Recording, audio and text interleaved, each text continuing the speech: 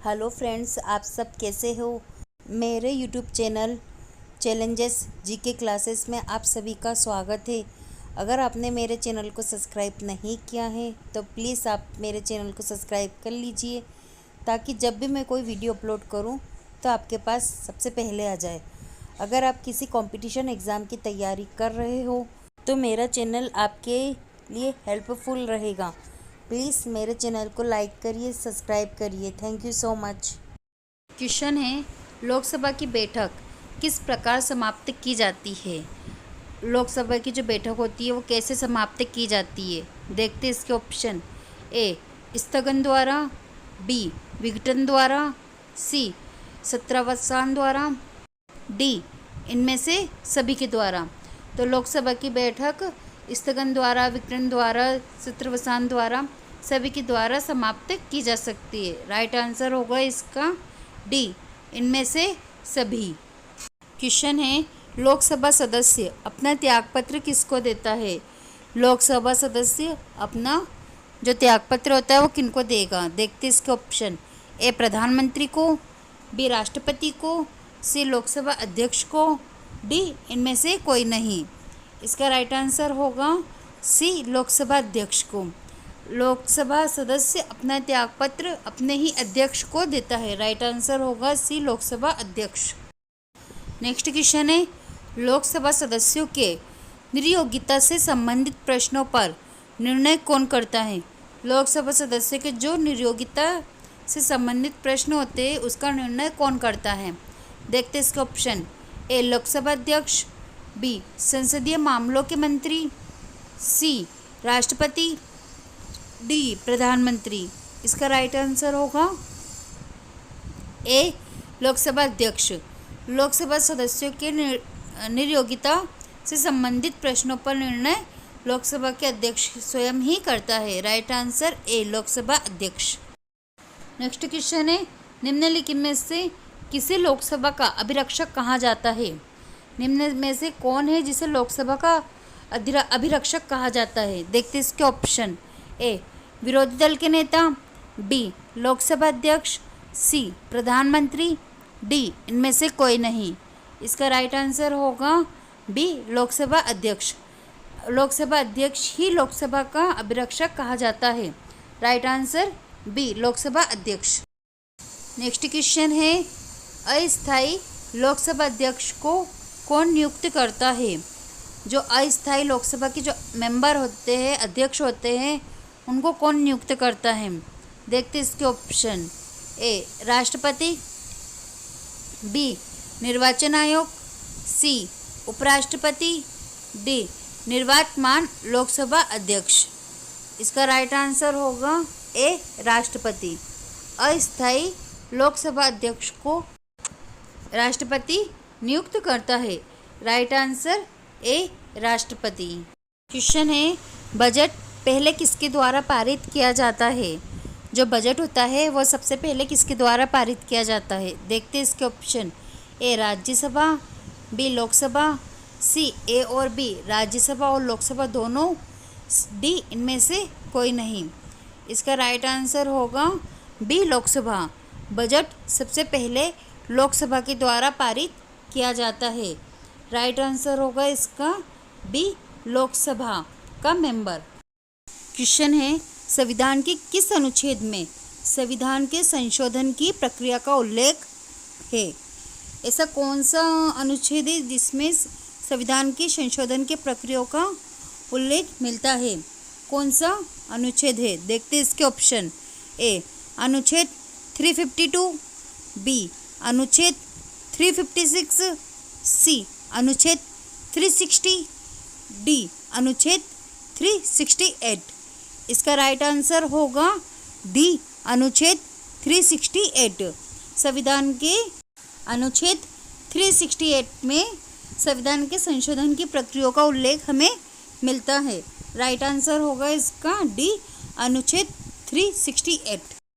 Next question है, भारतीय संविधान के किस अनुच्छेद में राज्य सरकार को ग्राम पंचायत के संगठन का निर्देश देता है।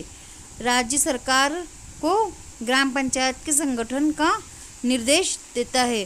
भारतीय संविधान के कौन से अनुच्छेद में ये मिलेगा? देखते इसके ऑप्शन। ए अनुच्छेद 32, बी अनुच्छेद 36, सी अनुच्छेद 40, डी अनुच्छेद 48। इसका राइट आंसर होगा सी अनुच्छेद 40।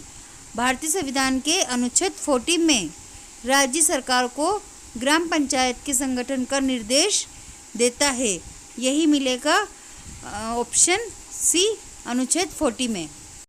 नेक्स्ट क्वेश्चन है, किसी कैदी को न्यायालय के समक्ष प्रस्तुत करवाने के लिए किस रीट की आवश्यकता होती है? कोई भी कैदी है, उसको न्यायालय के समक्ष प्रस्तुत करने के लिए कौन सी रीट की आवश्यकता होती है? देखते हैं इसके ऑप्शन। ए बंदी प्रत्यक्षीकरण, बी उत्प्रेक्षण, सी परमादिदेश, डी अधिकार प्रच्छा। इसका राइट आंसर होगा ए बंदी प्रत्यक्षीकरण। किसी भी कैदी को जब न्यायालय के समक्ष प्रस्तुत करते हैं तो सामने वाले को बंदी प्रत्यक्षीकरण की रीट की आवश्यकता होती है। राइट आंसर होगा इसका ए बंदी प्रत्यक्षीकरण। क्वेश्चन है, वर्तमान समय में भारतीय संविधान के अंतर्गत संपत्ति का अधिकार है एक प्रकार का, कैसा है? देखते इसके ऑप्शन। ए मौलिक अधिकार, बी वैधानिक अधिकार, सी नैतिक अधिकार, डी इनमें से कोई नहीं। इसका राइट आंसर होगा बी वैधानिक अधिकार। वर्तमान समय में भारतीय संविधान के अंतर्गत संपत्ति का अधिकार होता है वैधानिक अधिकार। राइट आंसर होगा इसका बी वैधानिक अधिकार। नेक्स्ट क्वेश्चन है, 6 वर्ष की आयु से 14 वर्ष की आयु के बीच के बच्चे को शिक्षा का अधिकार है, कैसा अधिकार है? देखते हैं। ए मूल अधिकार, बी नीति निर्देशक का अधिकार, सी संवैधानिक अधिकार, डी इनमें से कोई नहीं। जो 6 वर्ष से लेकर 14 वर्ष के जो बीच के बच्चे होते हैं उन्हें कौन सा शिक्षा का अधिकार प्राप्त होता है? इसका राइट आंसर होगा ए मूल अधिकार। नेक्स्ट क्वेश्चन है, नीति निर्देशक तत्व का महत्व किसके लिए है? नीति निर्देशक तत्व का महत्व किसके लिए है? देखते इसके ऑप्शन। ए नागरिक, बी राज्य, सी समाज, डी संघ। इसका राइट आंसर होगा बी राज्य। नीति निर्देशक तत्व का महत्व राज्य के लिए होता है। नेक्स्ट क्वेश्चन है, भारत के किस राज्य में समान नागरिक संहिता लागू है? भारत का कौन सा राज्य है जहां समान नागरिकता की संहिता लागू होती है? देखते इसके ऑप्शन। ए गोवा, बी केरल, सी मेघालय, डी हरियाणा। इसका राइट आंसर होगा ए गोवा। भारत के गोवा राज्य ऐसा है जहां समान नागरिकता की संहिता लागू होती है। Right answer A Goa. Next question है, राज्य के नीति निर्देशक सिद्धांतों में से किस अनुच्छेद का संबंध अंतर्राष्ट्रीय शांति और सुरक्षा के संवर्धन से होता है? राज्य के नीति निर्देशक सिद्धांतों का संबंध किस अनुच्छेद के अंतर्राष्ट्रीय शांति सुरक्षा के संवर्धन में होता है? देखते इसके ऑप्शन। ए अनुच्छेद 32, बी अनुच्छेद 67, सी अनुच्छेद 51, डी अनुच्छेद 55।